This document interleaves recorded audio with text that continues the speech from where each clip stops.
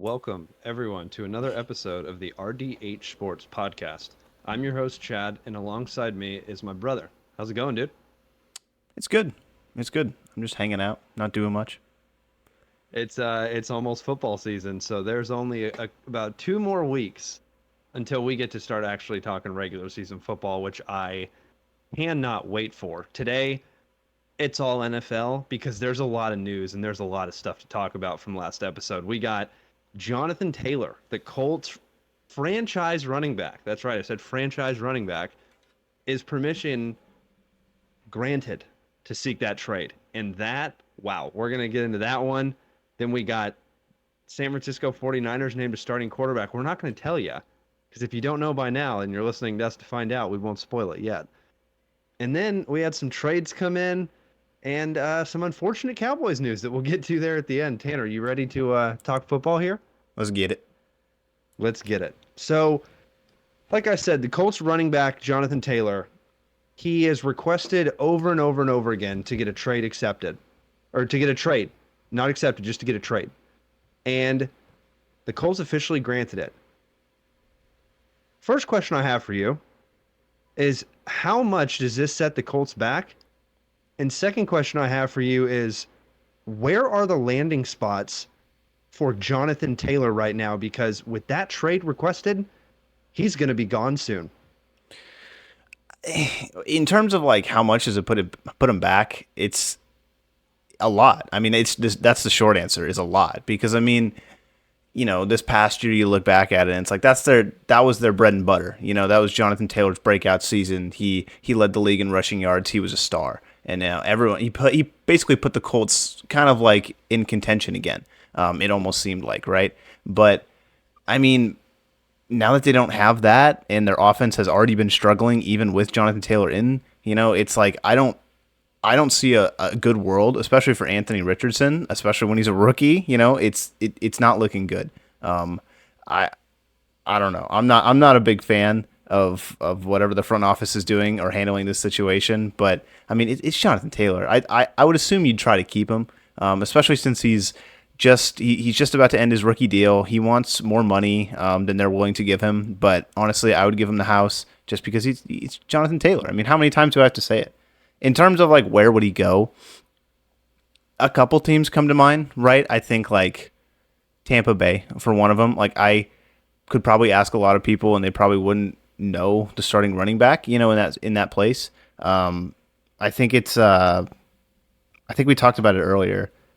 Yes, the Buccaneers, their running back is Rashad White. Yes. That's their RB1 on their Yes. depth chart right now. That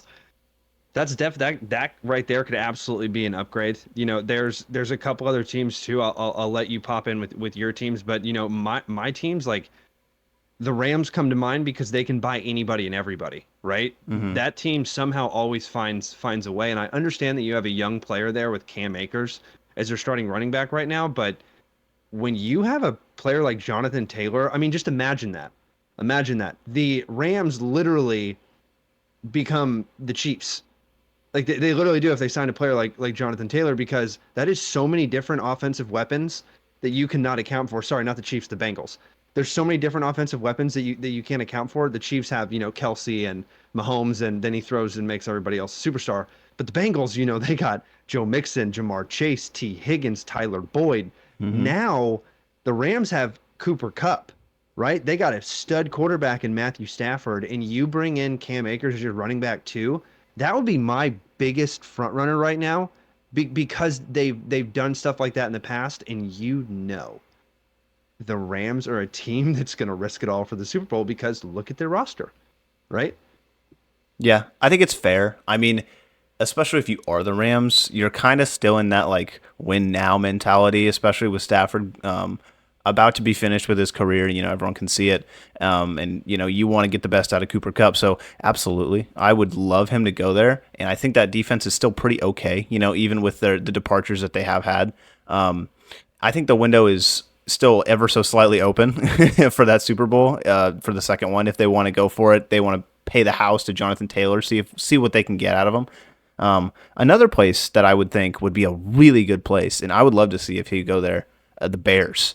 Their offense is starting to click, and they don't really have a number one. You could say Khalil Herbert is that kind of number one guy, but he's was previously a number two, to David Montgomery, who left in free agency. So I don't know if they're gonna bet on him. I don't know if they're gonna go seek out some other guys. I don't know what that front office is doing. If they really like Herbert, keep him. He'll be cheap. But if you got a guy like Jonathan Taylor back there with Justin Fields, DJ Moore, I mean, you could play action all day. It's not even a question. Your offense becomes so hard to see through. What do you think of the Bears? Just the Bears. Justin Fields already is dynamic, right? Like Exactly. that's a dynamic playmaker when he gets out of the pocket, and if you give him a better option game with Jonathan Taylor, like who do you want to get the ball? Honestly, like who do you want to get the ball? Because you don't want it to be Jonathan Taylor late in the game, but you also don't want to be Justin Fields late in the game because he's going to outrun you. Mm-hmm. So it's like who out of those two do you want to get the ball? The Bears would be a great fit. You know what I mean? The Bears would be a great fit in when a player requests a trade like Jonathan Taylor does, and it's been in the media and it's been happening for so long, he will go down. You know what I mean? That contract will go down. And the Bears, I don't know necessarily how much salary cap they have left, but dude, could you imagine an offseason where they get DJ Moore Oh my and gosh. Jonathan Taylor? And Jonathan freaking Taylor, dude. That What? would be such a good offseason. And honestly, no, Khalil Herbert, no disrespect, he doesn't do it to me. Another team that I could see that is another theme that I have of, how you were saying win now. I'm right there with you with the Mm-hmm. win now. They just signed their quarterback to a huge contract with the Baltimore Ravens. And they have a guy with J.K. Dobbins who is hurt quite literally every season, if not every other season. You know what I mean? And I hate to say it, I liked him a lot coming out of college, but he disappears in games. Mm-hmm. And if you're telling me that you're going to put, once again, a dynamic playmaker, probably the number one dynamic playmaker in the league outside of the pocket with Lamar Jackson, and Jonathan Taylor on the same team, it doesn't matter what else you did in the offseason because that's your big 1-2 punch. You got Odell, you know what I mean? They have Rashad Bateman sitting there too. They have some young wide receivers that they drafted. That would be a really, really good pickup. But does, do the Ravens actually go through with a trade like that and take on the salary cap? If I'm a Ravens fan, I mean, aren't you technically missing a running back? Isn't that technically what doesn't get you over the hump every single year is your offense in the playoffs? It's not the defense. Mm-hmm. It's the offense in the playoffs. So if you're telling me I can add a dynamic playmaker like that and probably get him for a price tag that's not too crazy, gonna be crazy, but not too crazy, why not roll the dice? You know what I mean? Why not roll the dice? I absolutely agree. I mean, I don't know what the Ravens kind of have been trying to do, but it's whatever it has not been working, in terms of like their running back situation in the draft. And they just got really unlucky with this kind of stuff.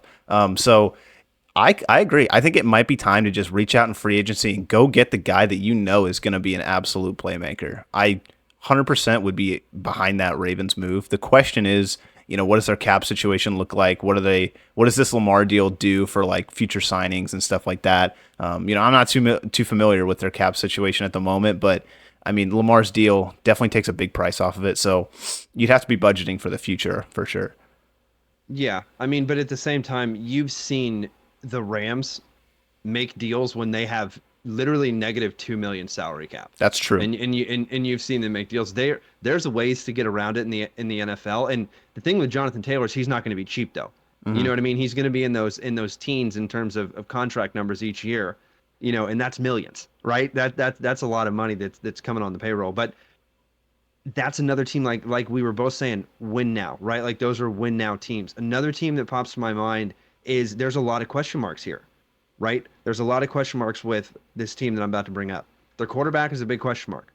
Their running back is also a big question mark because their other running back just departed. The Minnesota Vikings.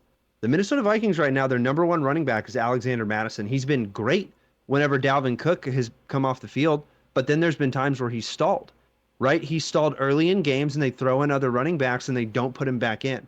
So me as someone that just took my fantasy draft and actually drafted him as my number two running back, I'm a little scared.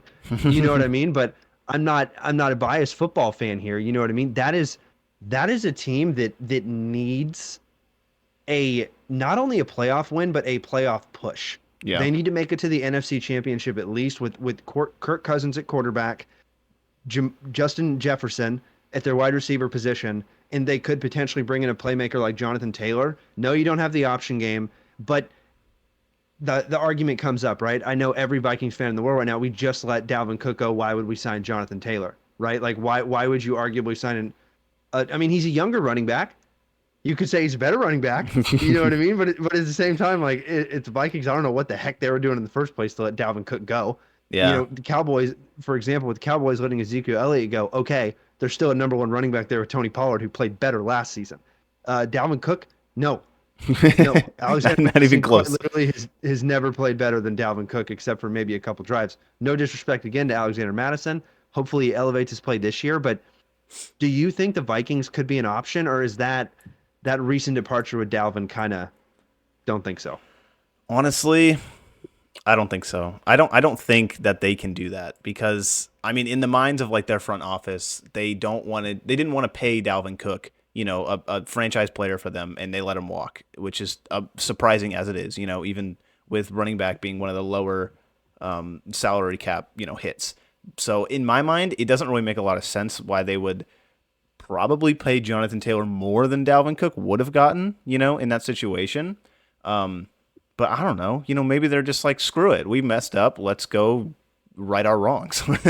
Right? That'd be that'd be a way to do it. And then Netflix, you guys got to follow him again next season if they somehow bring him back. But a couple more teams I got in. This one's not going to be the fun one. I'm going to save the fun one till the very end.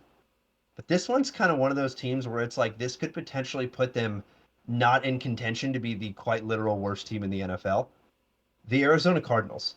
I understand they have the veteran James Conner, but why not Arizona?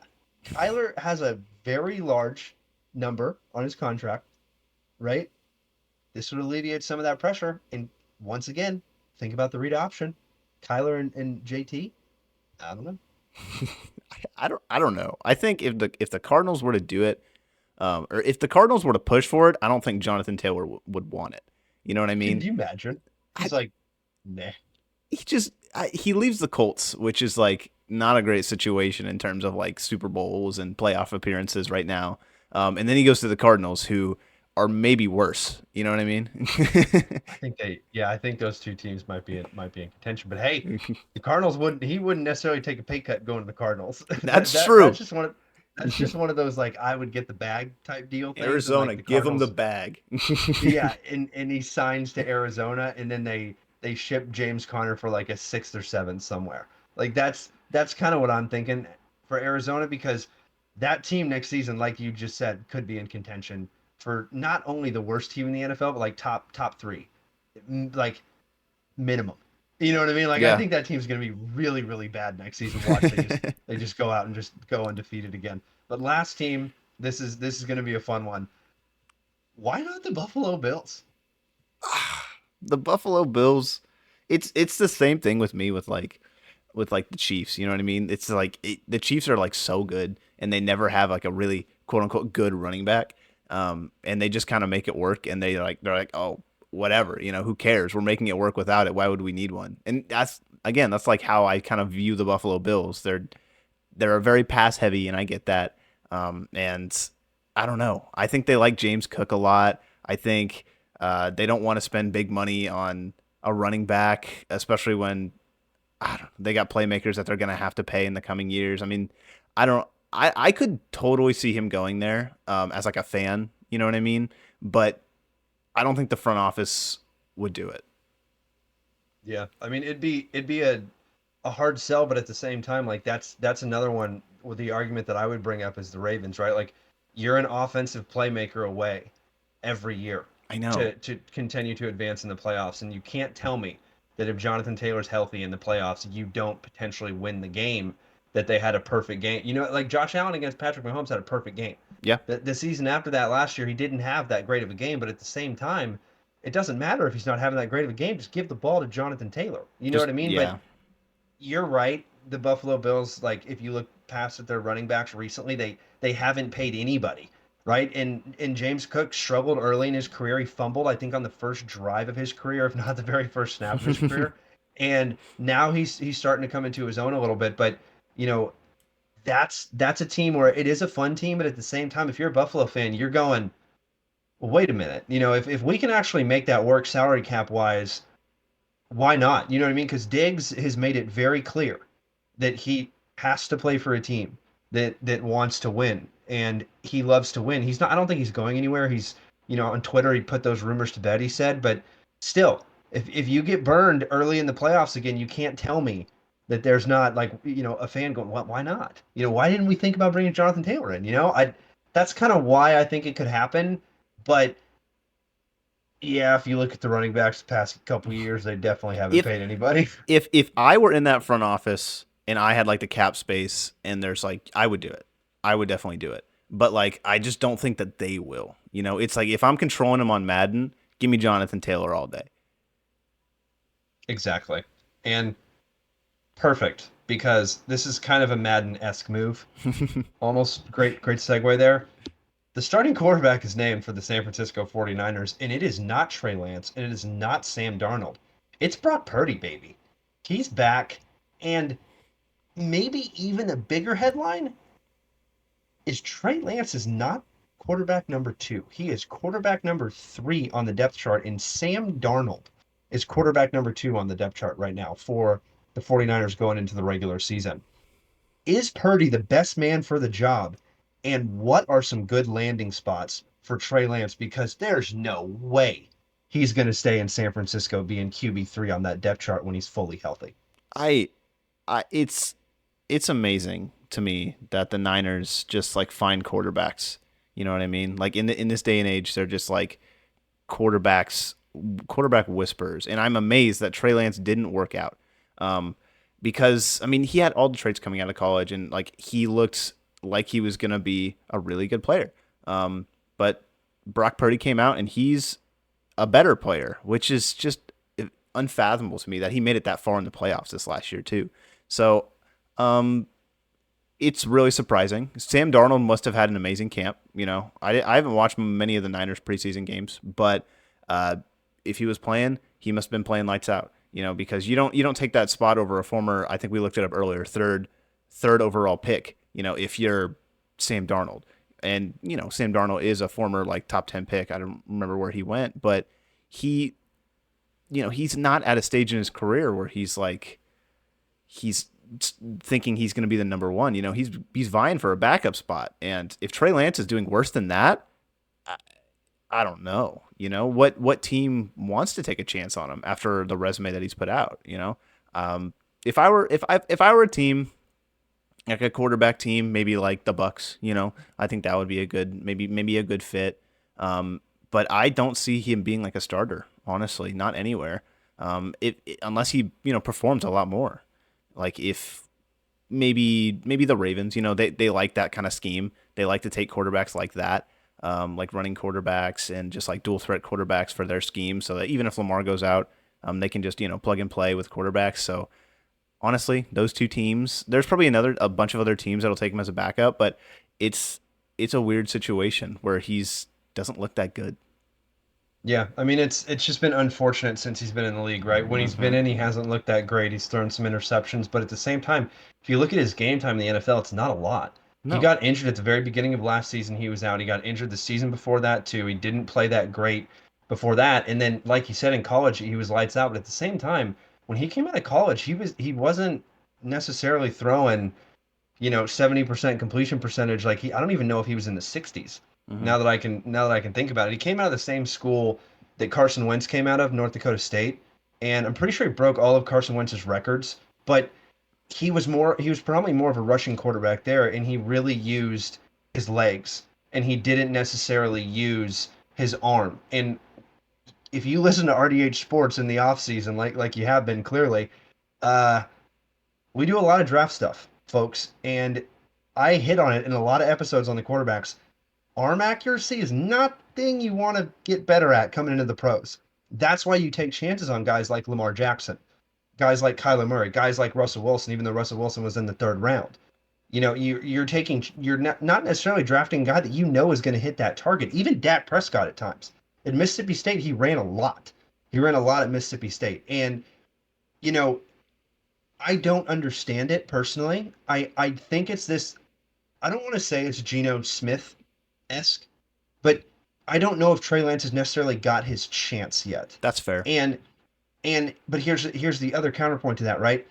If you look at the Niners, they don't lack playmakers. So when he was in there, why was he not able to make a play? Right? Yeah.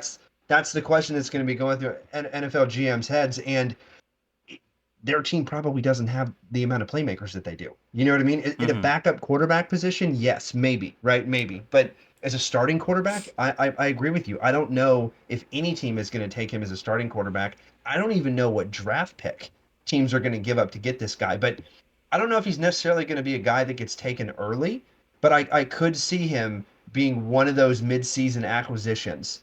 You know what I mean? To where it's like our quarterback goes down, or maybe it does happen because we still have a week of preseason, right? Have a couple weeks of preseason left. Yeah. It could happen. You never know, but you do see guys get traded like that in the season. But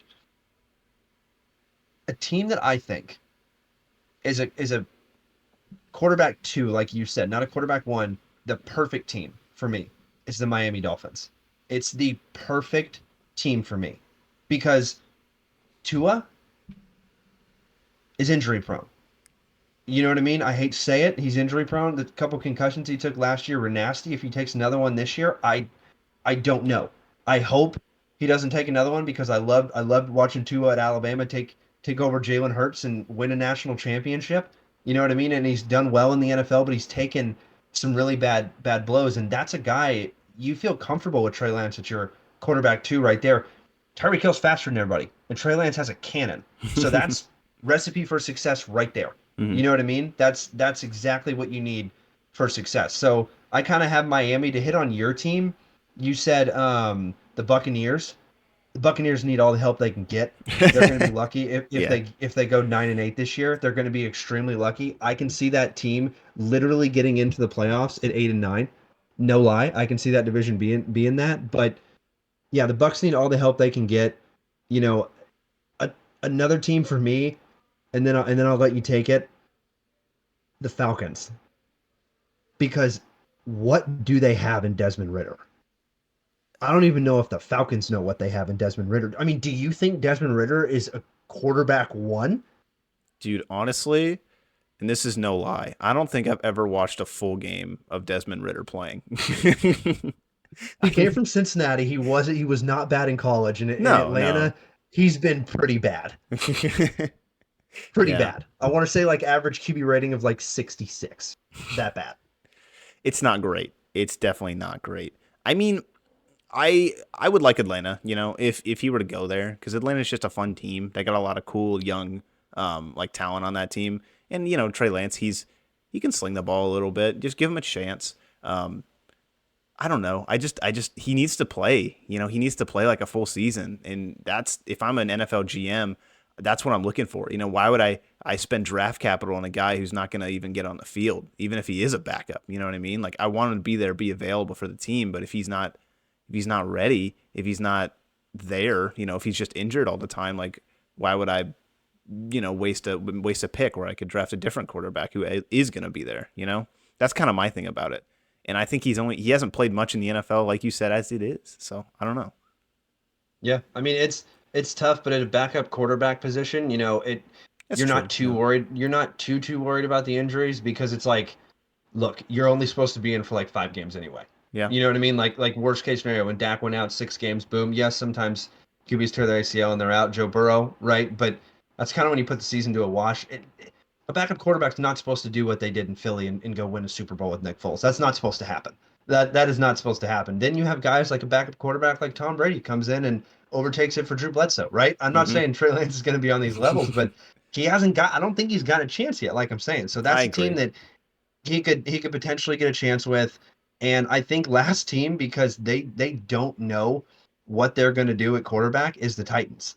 They have no idea who Ooh. that starting quarterback is. I think Ryan Tannehill is who they said is going to be their starting quarterback. They have young quarterbacks there that they drafted though the past 2 years, and Malik Willis is not going to be the starter. He's QB3 on depth chart, and the quarterback they drafted this year, he's already not played well. So it's pretty hard to see who's going to be there. But that's a team where it's like he could go in and automatically compete. Yeah. You know, I I maybe. I actually really like that the Titans as a move if they were to go get Trey Lance because one, you're not going to take a lot. It's not going to take a lot to get him over there. You're probably going to have to spend like I don't know one of the later round picks, maybe one or maybe two of them, depending on what the Niners sell him for. But he's got Derrick Henry, who's not in the best shape of his or not in the best part of his career, but he's still good. You have DeAndre Hopkins, who we have yet to see, but he's still good. Let him get a fresh start. Let him have a quarterback battle with Tannehill, Willis, and whoever their other guy is. I think he may I be think able to Sam win that. Howell. Sam Howell? I think it's Sam Howell, or is that Washington's quarterback? That's Washington's, I think. Yeah, that's Washington quarterback. I think. Yeah, he's from North Carolina. We'll have to check on that one. Yeah, but regardless though, Tennessee, I like that. If I were to pick like a number one landing spot, for me it would be Tennessee. I think that's like the best kind of fit, best move for both parties, you know what I mean? Yeah, I mean, I think that, with the Tennessee Titans, they're one of those guys that need help. Will Levis, the guy that just signed the mayonnaise deal. I can't believe I forgot I that. forgot they Um, drafted Will Levis. yeah, so maybe not because Will Levis is That's still, true. pretty young, but It doesn't hurt, especially if he's going to play a backup role with a guy that could, is a rookie quarterback. Clearly, Malik Willis is not working out there either. Tannehill, they're just waiting. They're Hmm. just giving everybody else the opportunity so they can take Tannehill's spot. Former Aggie, but still, it's not fun to watch the Titans. You know what I mean? It's really not fun. And unless Derrick Henry's getting the rock and running up, or they're playing defense, the offense is just flat to me. And Traylon Burks right now, their young wide receiver, he needs to step it up big time this season because he was drafted, first round. So you definitely have to get there. But moving right along to a trade that I think is a sneaky good trade. The New York Giants traded a seventh round pick for linebacker slash safety Isaiah Simmons out of Clemson. This kid played everywhere on the field, everywhere. In college, such a fun player to watch. Played safety, played linebacker. He got down on the line at times. He rushed the passer at times. He's dropped back into coverage at times. But he is a bit of a liability in coverage. That's kind of why he's got so many different positions. But a seventh round pick for this guy. The Giants have already made some pretty good offseason moves and some great signings. I don't still really get the Danny Dimes signing, but whatever. He got him to the playoffs. So I mean, they got no one else, to be fair. yeah, but does this upgrade that defense? I think this does. I think he's a starter for a seventh round pick.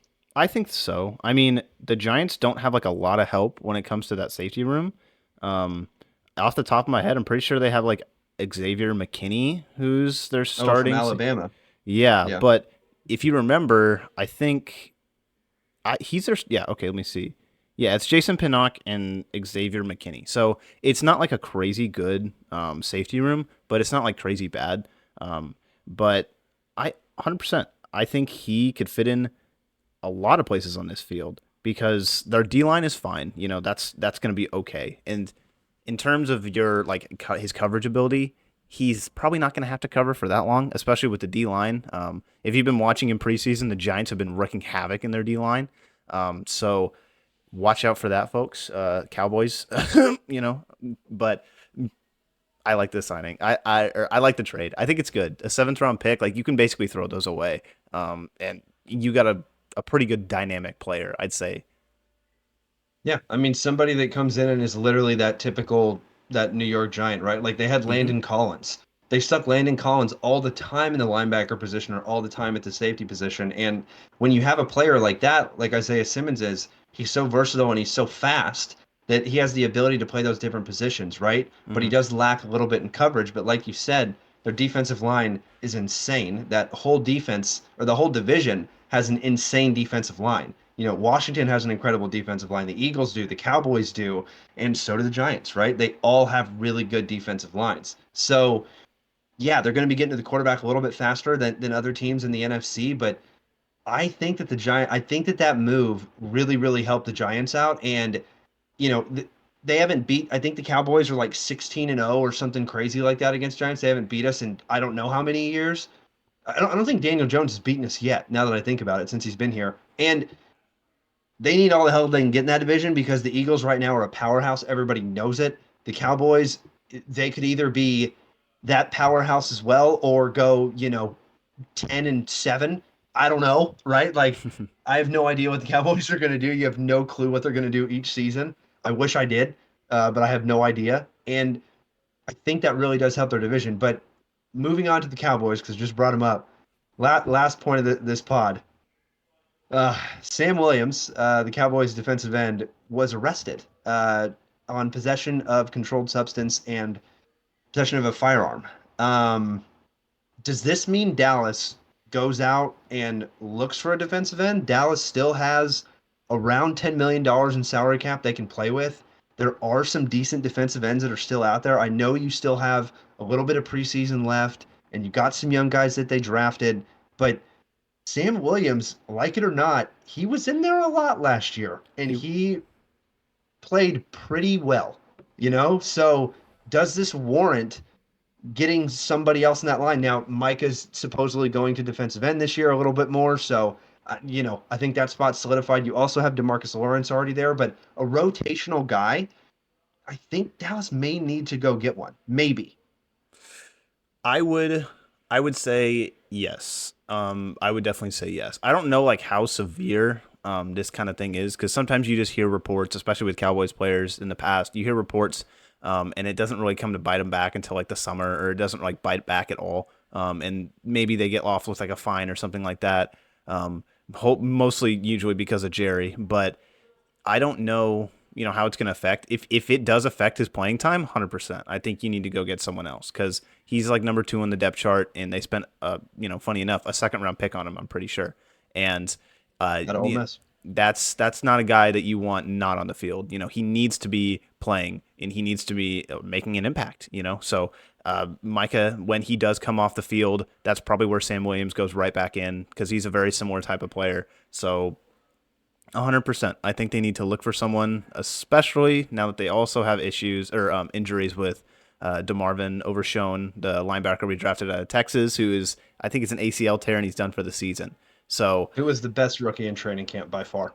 yeah, so it's By far. it's not looking good for like that lower part of the defense. The linebackers, they're getting thin, and I didn't think that was going to be a thing because we had so many coming into this training camp.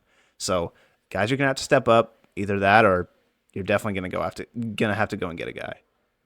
Exactly. And you can throw around some of these picks too. Dallas doesn't necessarily want to bring on a lot of salary cap, so a lot of these guys, need to go out, get veteran minimums, right? Go get guys that may not necessarily have a team right now, may Hmm. not necessarily be the free agents, but a couple weeks with Dan Quinn, you'll get back and you'll get ready to get going. You know what I mean? And he's going to get everything out of every single defensive player that he has, and he's arguably going to be, the next Cowboys head coach.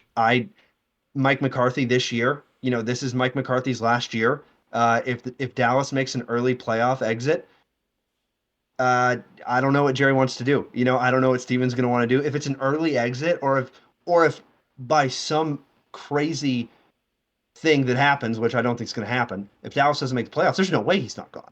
You know what I mean? And Dan Quinn's sitting right there, just going, "Hey, I practically got a top 5 defense, and before that, they were nowhere near the level they are with Dan Quinn." So Dallas has a lot of question marks this season in general.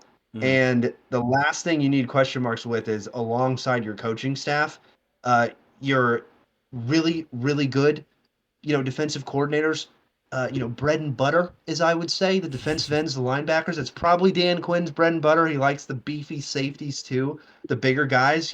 But I think you got to go get somebody, and Dan Quinn's gonna know who to go get. So I would be looking out, depending on how it happens. Just like you said, Hmm.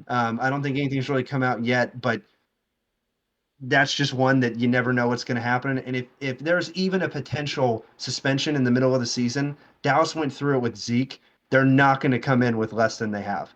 You know what I mean? They're not going to do that again. They're definitely going to have to go get somebody else because that whole Zeke situation back and forth in the season was just like, you're taking them out, taking them in, taking them out, taking them in. So defensive ends rotate a lot more too. Yeah, I agree. I agree. I don't know. I don't know. I think the case needs to kind of like develop more before we make like any like solitary like conclusions. So Oh, for sure. I don't know. Hopefully he plays. I mean, hopefully it's not like a crazy thing. Hopefully, he just gets like a pat on the back, has to pay some fine, and then he's good to go. Um, but I don't know. I mean, I wasn't there in the car or whatever happened with him, so I don't know. It could be terrible. Yeah, you have no idea what happened. It was just everywhere on ESPN Yeah, and Bleacher Report everywhere. I got so many notifications from it. My thing is just recent years, Goodell loves to suspend Cowboy players, so I it would know. not surprise me if it's coming at one point. But we'll see what happens. We'll see what happens. It never hurts to have a lot of linebackers. Bill Parcells. Bill Yep. Parcells used to say that. Never hurts to have more linebackers, and never hurts to have more defensive ends either. So that's all I got on the Sports Talk channel. You got anything else? Or are we good to close this thing out? I just want to take a minute, because I was watching. If you've been watching, the Premier League has started, and it's been some pretty interesting games so far. And one of the first games of the season, I was watching, my Manchester United Red Devils, and uh, they just got absolutely just torn apart by Tottenham. And it was just probably one of the most ugly games I've ever seen in my life. Um, Oh, Especially because Harry Kane just left Tottenham, so oh, they don't got him, who I'm pretty sure is their all time uh, franchise like yes. goal leader. Leading score. Yes. So that one hurt a little bit. I don't know if you've been watching the Premier League at all because you're not really a Premier League guy, but I I love, to just kind of tune on and watch a half, every now and then, hmm but not really tune in a bunch. But I did actually dive into that match because I wanted to give you shit about it. So I kind of forgot to. So I guess thanks for bringing it up on the podcast. But oh cool. I just yeah, I know. Sorry, I don't know why you did that. I don't understand how you lose to a team like Tottenham.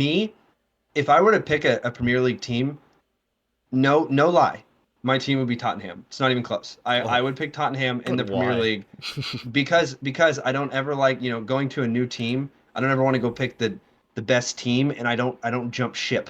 You know what I mean? I'm a PSG guy, I mean, and I really like PSG because Mbappe. But here's my thing with Tottenham: they have sick jerseys. They have really sick jerseys, but they're not that great.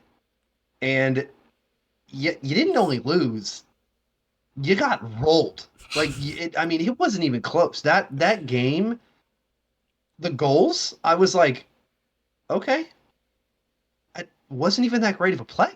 I just I don't know. know Yeah. what you're doing. Like, what's going on out there? What do you think it was that just absolute? I mean, every team has bad games, and clearly that was a bad game. Nobody was hitting on any cylinders. Your goalkeeper looked horrendous. You know what I Well, mean? But what do you do? The defense couldn't help him. Nobody could help him.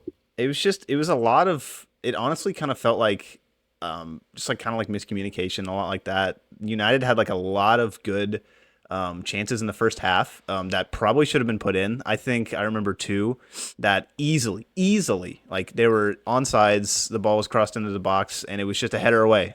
You had to make the header, put it, back post, and it was in. The goalkeeper was not going to save it, and they missed both chances each time, and it sucked too because one of them was missed by Bruno Fernandes, who was like such a consistent player. So it really hurt for me to see that. But on Tottenham's goals, they were like you said, they were easy, and they were just like gliding through the defenders like they were butter, and it was just a little rough. I didn't Onana, who is the United's newer goalkeeper, he didn't have a great showing. He had like one or two good saves, but the two goals they were just like, they were like, really, you know what I mean? Yeah. So I I was a little peeved, especially since I recorded the game and watched it later, and I was kind of excited to watch it because I'm like, oh, Tottenham, we're gonna kick their butts. But but no, it didn't happen. And No, it kind didn't. of a side point too, interesting to mention. Um, Tottenham are kind of like the recency Cowboys, where they do well. They kind of they kind of do well in the regular season, but they don't really get any. They don't get any trophies. They don't really win anything. They don't get any silver. And like the Cowboys of late, they do well in the regular season, but they just they poop the bed when it comes to the playoffs. And that kind of interesting comparison. I don't know. Yeah, I mean, you're not wrong. Like you're not wrong at all. If you look at the trophy cases since, like, I mean, Tottenham, Tottenham might be forever. You know, you look at the trophy case, it's pretty empty. But It's pretty empty. Cowboys, yeah, not since '90s, dude. Like in that's that's the big stink in Dallas. You know, we need to get up there. But last soccer point I'm going to make, because I can't believe I haven't brought this up on the podcast yet, because I still don't even know if it's going to happen. But I think Mbappe's with PSG for one more year. I You think know it's what I mean? That confirmed. might be Yeah. the weirdest off season I've ever seen. They took him off the stadium. He didn't go on the preseason tour with them. They were literally talking with Real Madrid. Contract was close to being signed. Multiple reports, and he's at PSG for one more year, and they're going to see what happens after that. So, heck yeah, you know what I mean. Now we got a chance in Champions League, and with the departure of Neymar, we've already hit on it. He was never there when it came to crunch time in Champions League because he was always injured. So I'm interested to see how much more PSG features Mbappe, because they definitely featured Messi and Neymar a little bit last year, but PSG's made some good signings. They brought in Dembele, another Frenchman. So I think it's a pretty good little team here. Got some young studs coming up. Got the best young goalkeeper arguably, right now. So I don't know. I think we're gonna win easily regular season, and then playoff crunch time comes. It's not gonna happen. Champions League time comes. Hopefully it does, because Mbappe, I don't know if he's gonna be here any longer, but that's another team that you could kind of say the same thing to Dallas. They haven't done That's anything true. very recently, especially in the Champions League. But yeah, I like that. And ending out the episode with soccer. That was a good way to do it. Well, folks, we'll wraps up another episode, and we'll catch y'all next week. Thanks for the listen. But